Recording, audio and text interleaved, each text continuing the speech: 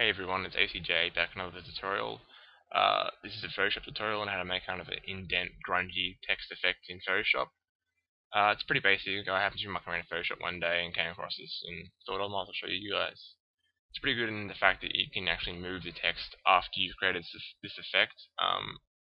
And so yeah, you can place it anywhere you want on the document and still kind of get the effect. So first off, we're going to get started and create a new document. Whatever size you want. I'm going to be using 2000 by 1500 pixels. 72 resolution is fine for this because it's only on web. So with this new document, first off, we wanted to color it to whatever color you choose. I've used dark red in my previous example, so I'm just going to get a dark red around about here and apply it to the background using the paint bucket tool. Now we need to get the actual grunge texture itself to be applied over the top of this color.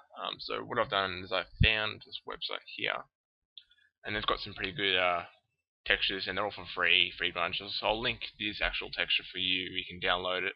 I've used this one itself. So yeah, if you can find your own if you want. I've just found this one for you, which is a pretty good one. And yeah, making sure when you find your own one though that it's pretty flat, as in you haven't got too much in-depth detail with like bits coming out. Otherwise, the text can get actually lost in the actual the grunge itself. So, for example, we're just going to use this one. I've already got it downloaded onto my computer. So I'm just dragging, dropping it in. Now, roughly resizing to your document. If it's too big, if it's too small, sorry, you'll lose your quality. For this example, it's not too bad just to have this size, because it's fairly big. We're not going to be actually seeing too much at the bottom. So with this, we want to see some of the red behind it, so we're going to set it to, I think it's multiply.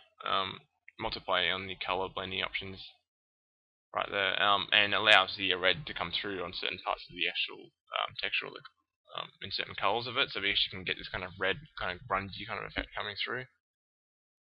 Now on the background layer, making sure that you reset your colors, the keyboard shortcut's D, or we can click over here and reset them back to default. We want to create some text. Now, whatever you want, I'm just going to go VX, just because it's a pretty easy text to work with, letters to work with, sorry, and place wherever you want in document. Of course, it's up to you. I'm just going to show you for demonstration purposes. We need to, first off, create some blending options for it. So on the blending options, either that, clicking down here, FX, or we can double click on the actual layer itself and bring up this panel. We want to drop the fill opacity down, not the opacity, but the fill opacity down to 40%.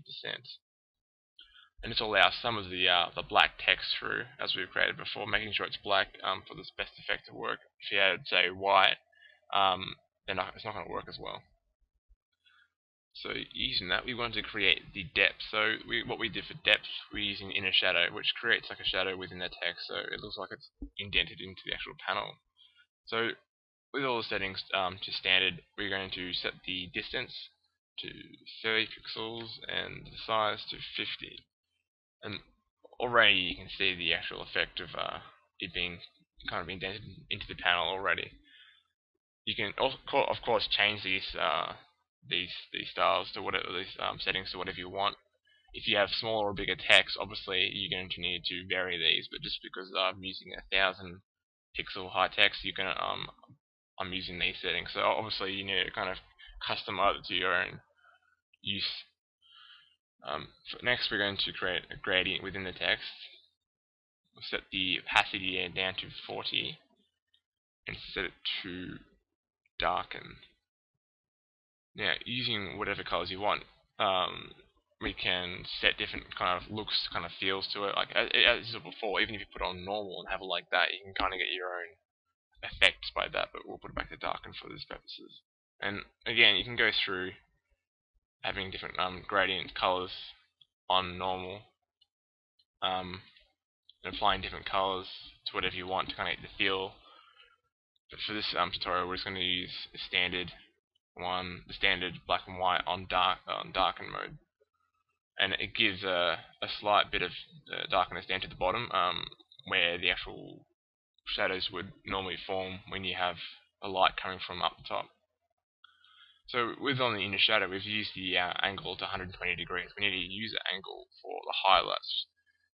So where the light has not been shown to be used and where there are shadows, there's going to be highlights on the opposite ends of the actual text itself. So using the drop shadow tool on normal, we want to pick a brighter variant of the color we've already used on the background. So we've used red, so we're going to go pick a kind of a bright red, not too bright.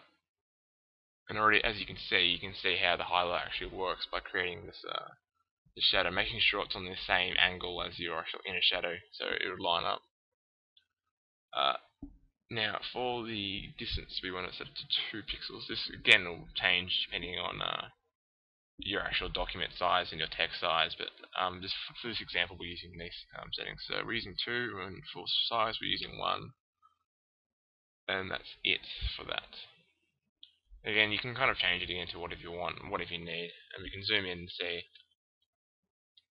how it looks already. So that's that. We can add, we'll go back to that document, we can add this kind of rough kind of text pretty easily. It's kind of rough enough around the edges, pretty easy using the eraser and adding brush tool. It's up to you if you want to do it. It looks pretty good like this, but for this purposes, I'm going to show you how to actually make it kind of more roughed up, more grungy.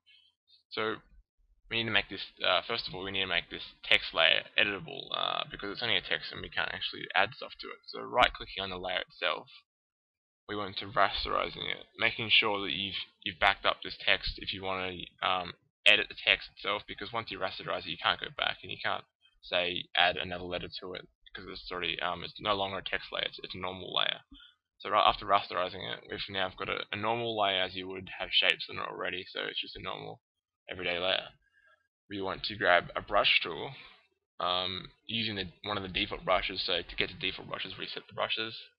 Okay, scrolling down to the bottom, we're going to use this brush over here, and simply increase the size of it. So we'll bump it up a tiny bit, maybe it's about 150 pixels.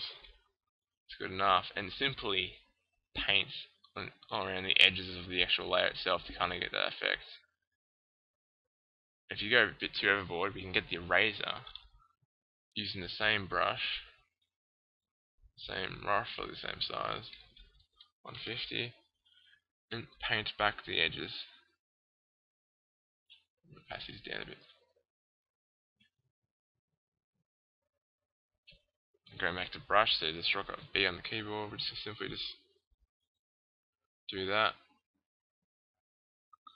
to both letters. Simply just go over the actual edges themselves to kind of roughen them up a bit. And then pretty much there you go. That's how you have it. So again, you can change whatever variants you want, add things, actually add blodges and lines, and so we can get the brush here and just add a brush stroke there. It really depends on what you want. Of course, it'll change the gradient, but yeah, it's up to you. That's pretty much it. So if you guys like that, comment, rate, and subscribe. We'll have some more soon. I know, guys, I haven't done too much tutorials lately. I'm having trouble finding time, actually. But yeah, if you have any recommendations on tutorials that you want, just please chuck them in the comments, and I'll try to get onto them.